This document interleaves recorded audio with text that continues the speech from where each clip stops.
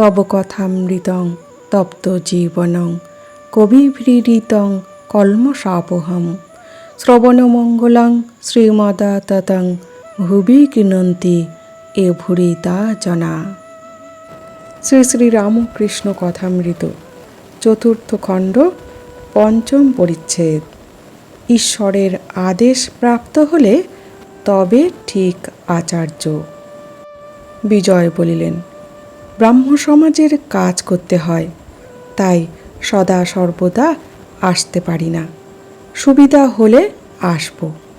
শ্রীরামকৃষ্ণ বিজয়ের প্রতি বলিলেন, দেখো, আচার্যের কাজ বড় কঠিন।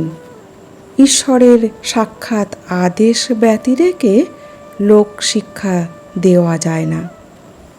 তাহলে বিজয় বলছেন যে আমি ব্রাহ্ম সমাজের কাজ করি, লেকচার দিই, তাই সদা সর্বদা আসতে পারি না আপনার কাছে, কিন্তু সুবিধা হলে ঠিক আসব।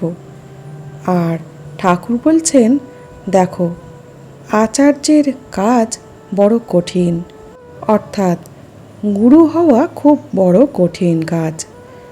ঈশ্বরের সাক্ষাৎ আদেশ না পেলে লোক শিক্ষা দেওয়া যায় না। যদি কেউ ঈশ্বরের আদেশ না পেয়ে বা ঈশ্বর লাভ না করে আদেশ দেন বা উপদেশ দেন, তাহলে সে উপদেশের কোনো শক্তি থাকে না, অর্থাৎ কোনো ভালো ফলাফল পাওয়া যায় না। গুরু যদি সেই উচ্চ পর্যায়ে না পৌঁছিয়ে গুরুর আসনে বসে পড়েন বা আদেশ দেন, তাহলে তিনি লোকশিক্ষা দিতে পারবেন না। নিছক তিনি ধর্মকে নিয়ে খেলা করবেন, সীমিত কতকগুলি দুর্বল মনুষ্যত্বের সঙ্গে। শ্রীরামকৃষ্ণ বলিলেন, যদি আদেশ না পেয়ে উপদেশ দাও, লোকে শুনবে না, সে উপদেশের কোনো শক্তি নাই।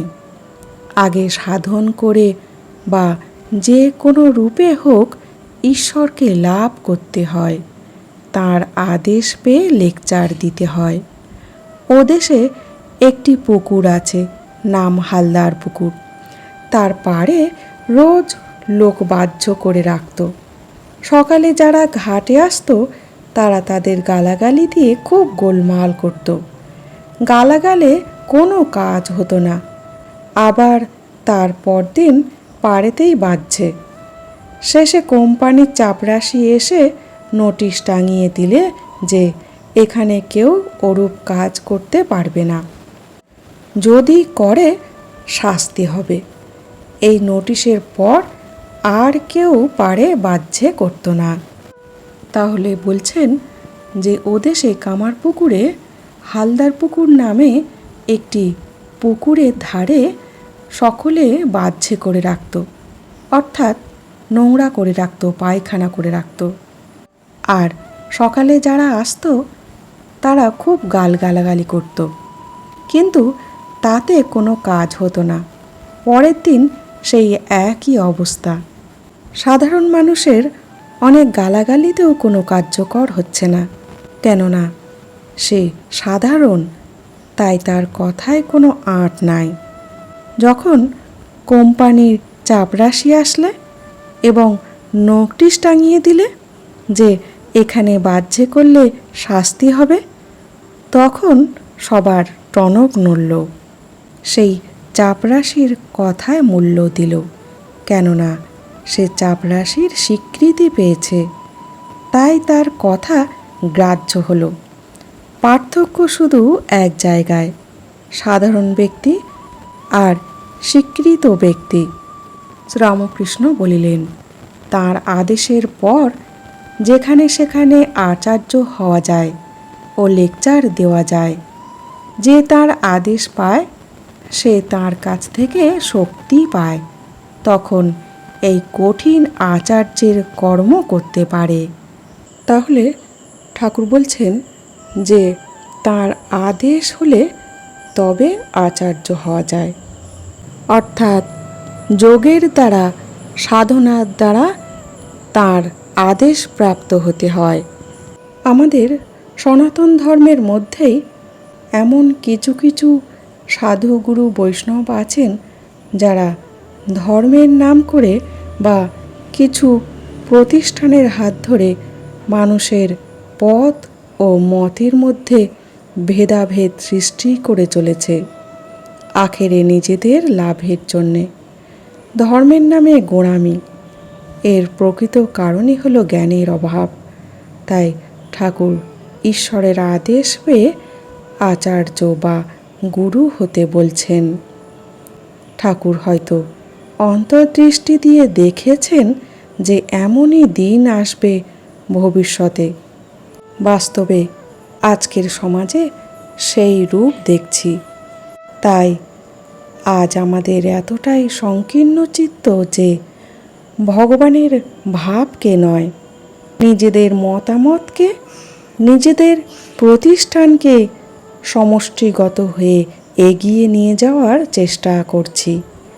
শ্রীরামকৃষ্ণ বলিলেন, এক বড় জমিদারের সঙ্গে একজন সামান্য প্রজা বড় আদালতে মোকদ্দমা করেছিল। তখন লোকে বুঝেছিল যে ওই প্রজার পেছনে একজন বলবান লোক আছে, হয়তো আর একজন বড় জমিদার তার পেছনে থেকে মোকদ্দমা চালাচ্ছে।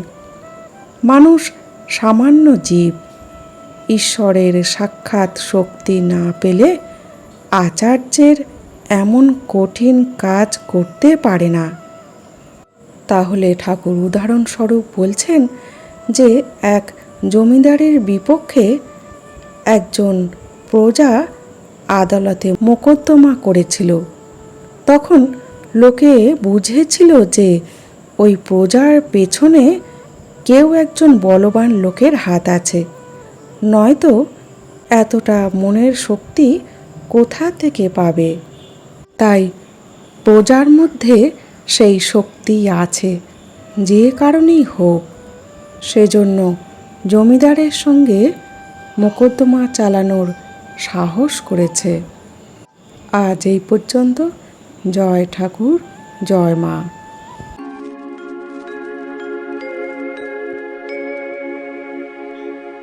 নিরঞ্জনম নিত্যমনন্তরূপম